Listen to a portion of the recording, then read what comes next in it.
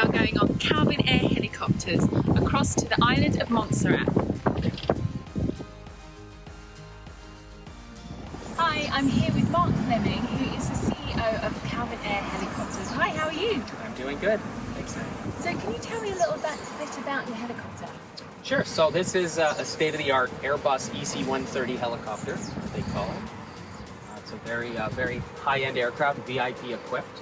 Unlike traditional helicopters, this machine has a lot more room, almost 3 feet wider than older helicopters. And the key feature here, as you can see, this is the theater-style seating. So you actually sit up higher than everybody else in the front. So you see in front of them, and there's so much room between the seats. It's just a spectacular viewing throughout. So what tours do you do on the helicopter?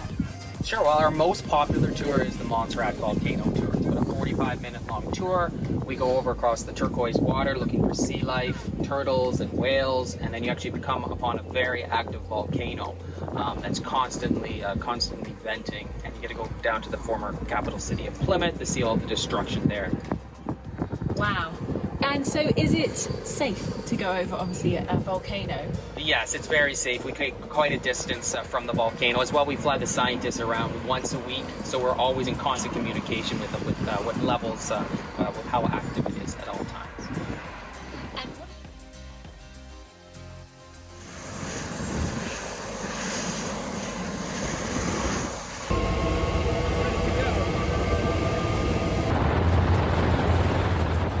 Upon takeoff, we head over Darkwood Beach and down the west coast of Antigua before making the 30-mile trip to Montserrat.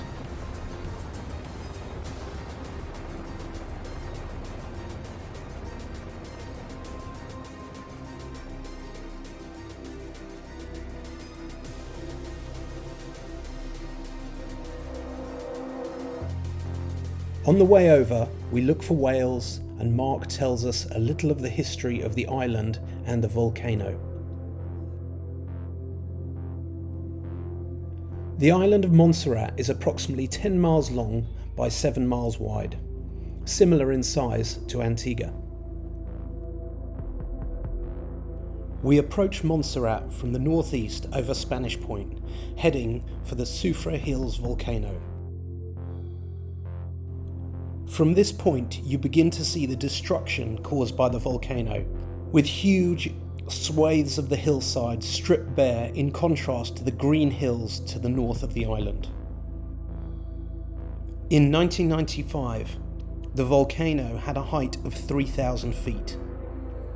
Now, it is 400 feet higher due to the creation of a lava dome. On the 18th of July, 1995, the dormant volcano in the southern part of the island became active.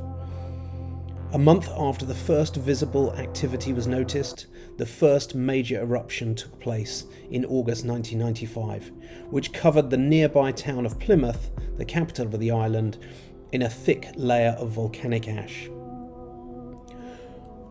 Plymouth and the whole southern part of the island was evacuated, and more than half of the population abandoned the island to live elsewhere in the world. 2 years later, there was a huge eruption, causing pyroclastic flows to destroy most of Plymouth and the airport. An exclusion zone encompassing the southern half of the island was imposed because of the size of the existing volcanic dome and the resulting potential for pyroclastic activity. It was only when we were flying directly over buildings that we really managed to get an idea of the scale and power of the volcano. Hundreds of buildings and homes were abandoned within a matter of days due to the risk posed by the volcano and the potential of pyroclastic flows. A pyroclastic flow is a fast-moving current of hot gas, dust and rock that flows along the ground away from a volcano at an average speed of about 60 miles an hour.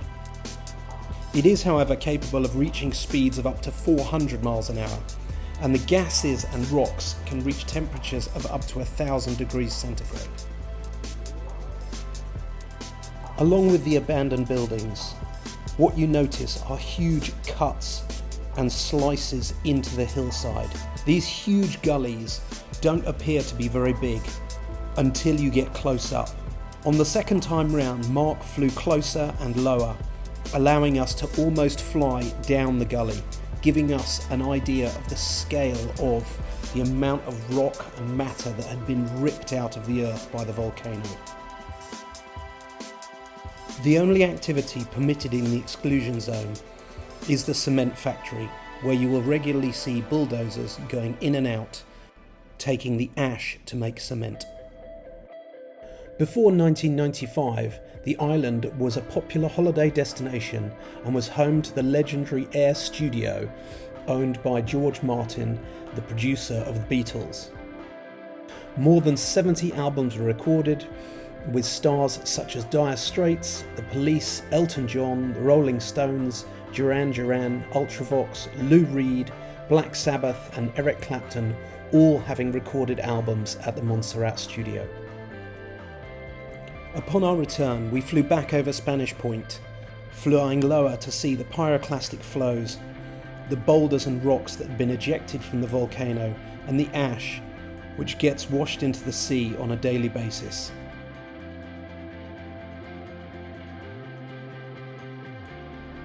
On our flight back to Antigua, we continued looking for whales. Humpback whales are often seen between the two islands. We then took a short trip down the coast and over Cades Reef to see it from the air.